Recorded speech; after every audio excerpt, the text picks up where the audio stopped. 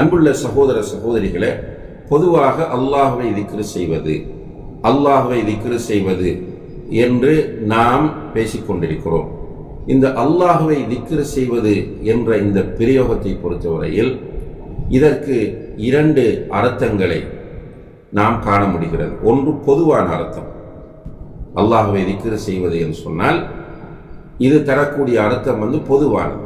அதாவது நாம் தொழக்கூடிய தொழுகை, நாம் பிடிக்கக்கூடிய நோன்புகள், ஹஜ்ஜு, குர்ஆன் ஓதுவது, துஆ கேட்பது, தஸ்பீஹ் செய்வது, கலிமா சொல்வது என்று எல்லாமே பொதுவாக திக்ராகவே அடையாளப்படுத்தப்படுகிறது.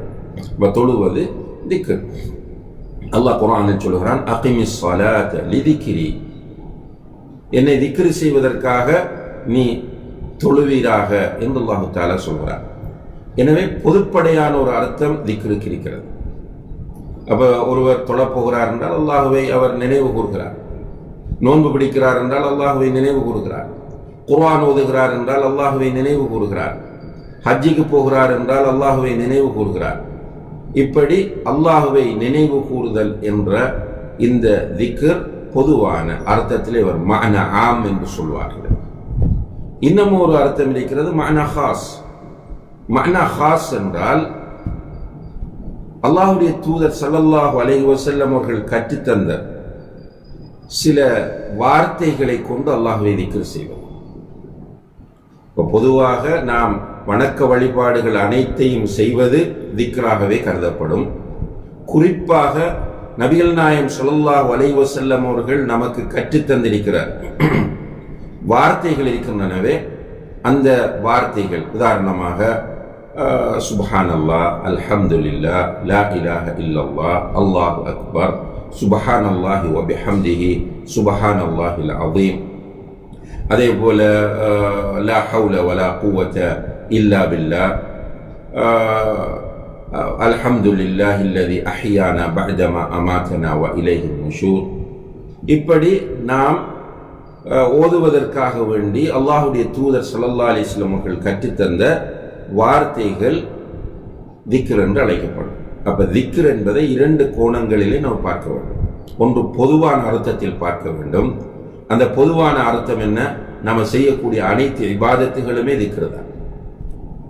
குறிப்பான அர்த்தம் ஒன்று இருக்கிறது. அது என்ன? நபிகள் நாயகம் ஸல்லல்லாஹு அலைஹி வஸல்லம் அவர்கள் கற்றுத்தந்த துஆக்கள், திக்ருகள், வார்த்தைகள். இந்த சில குறிப்பிட்ட வார்த்தைகளை அல்லாஹ்வுடைய தூதர் கற்றுத்தந்திருப்பார்கள். அவற்றை செய்வதும் திக்ராகும். அன்புள்ள சகோதர சகோதரிகளை, இதை பற்றி சொல்லும் போதுதான் ஒரு மனிதர் ரசூலுல்லாஹி அலைஹி வஸல்லம் அவர்களிடம் வந்து கேட்கிறார், யா ரசூலல்லாஹ், மார்க்க கடமைகள் எனக்கு அதிகரித்து விட்டன, எனக்கு ஒரு விஷயத்தை கற்றுத்தாருங்கள், அதை நான் செய்ய வேண்டும், அதன் மூலம் நான் சுவர்க்கம் செல்ல வேண்டும் என்று கேட்கும்போது ரசூல் ஸல்லல்லாஹு அலைஹி வஸல்லம் அவர்கள் சொன்னார்கள், லா யஸாலு லிசானுக ரத்பன் பிதிக்ரில்லாஹ், உன்னுடைய நாவு அல்லாஹ்வை திக்ர் செய்வதன் மூலம் ஈரமாக இருக்கட்டும் என்று சொன்னார்கள். இதனுடைய அர்த்தம் இந்த வார்த்தைகளை சொல்வது என்பதாகும். இந்த வார்த்தைகளையும் அன்புள்ள சகோதர சகோதரிகளே, நாம் பொருளுணர்ந்து சொல்லும் போது நிச்சயமாக அதனால் கிடைக்கிற எஃபெக்ட், அதனால் கிடைக்கிற விளைவு மிக உயர்ந்ததாக இருக்கும்.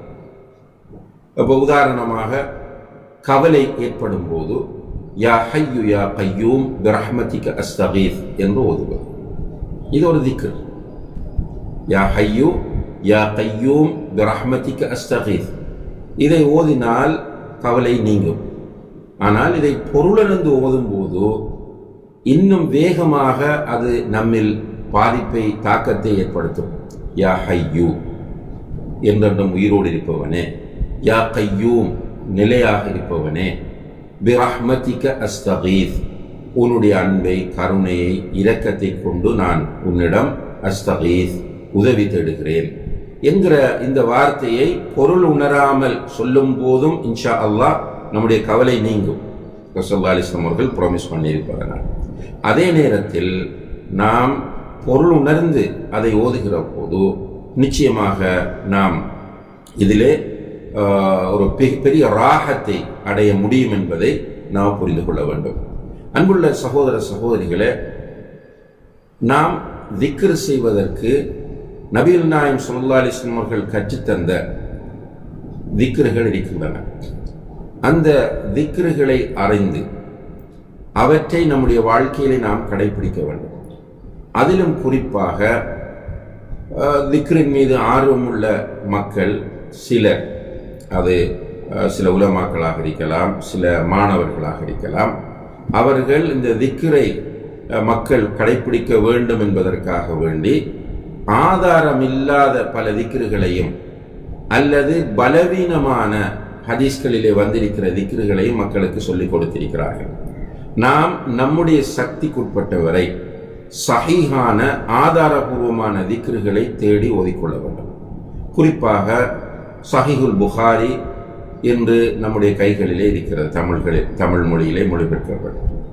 அதே போல சஹீஹ் முஸ்லிமும் நம்மிடம் இருக்கிறது.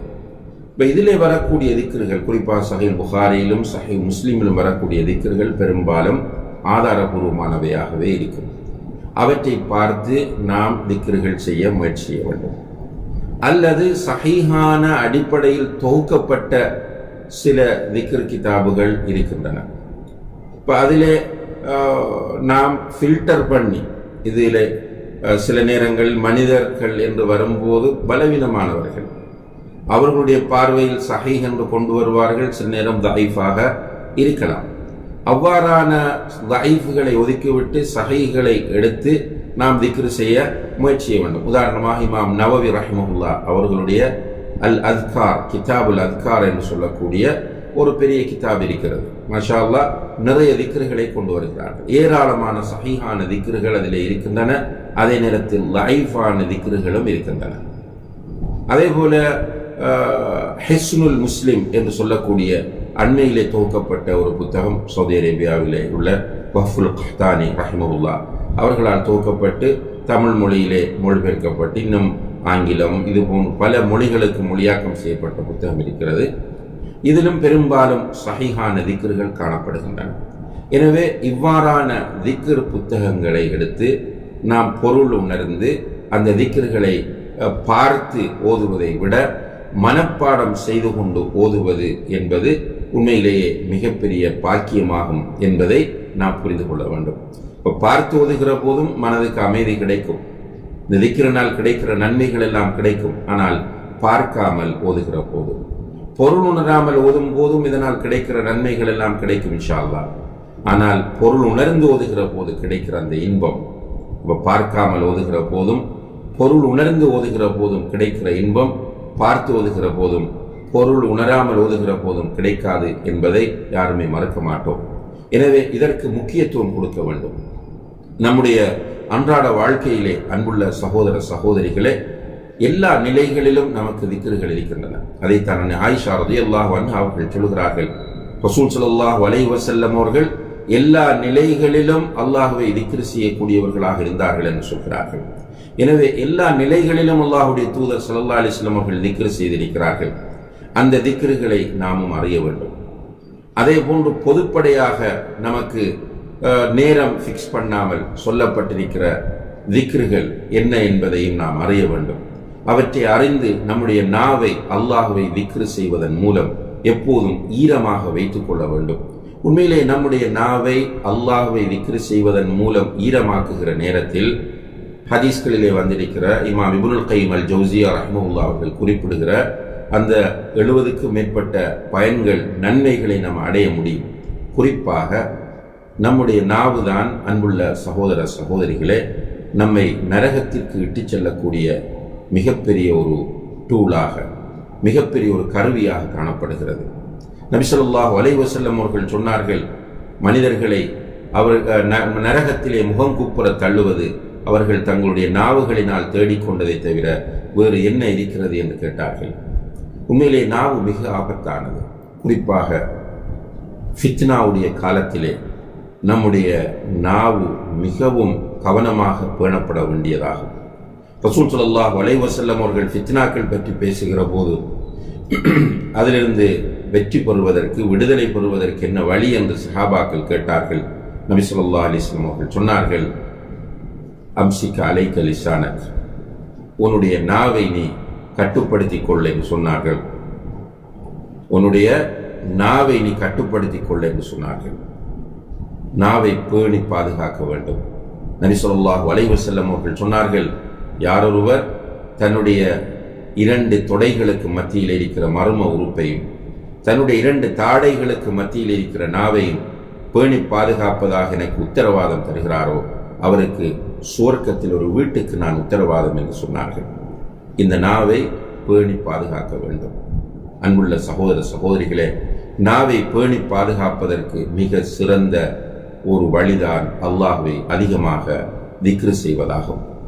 நாம் கூடுதலாக அல்லாஹ்வை திக்ரு செய்ய பழகினோமாக இருந்தால் பொய், புறம், அவதூறு, கோள், தேவையில்லாத விஷயங்கள் இவற்றிலிருந்தெல்லாம் நம்முடைய நாவை நம்மால் பாதுகாத்துக் கொள்ள முடியும் என்பதை நாம் புரிந்து கொள்ள வேண்டும். எனவே இந்த அல்லாஹ்வை திக்ரு செய்வது என்பது நம்முடைய அன்றாட வாழ்க்கையிலே நாம் கடைபிடிக்க வேண்டிய மிக முக்கியமான ஒரு சுன்னாவாகும்.